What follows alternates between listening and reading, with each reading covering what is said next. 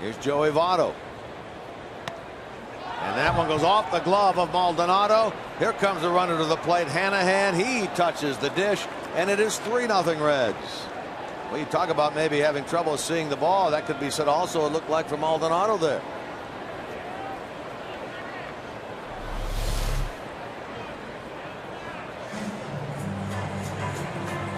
It looks like he ducked as that ball was coming in there on the check swing by Joey Votto. Votto was not called for a strike on that.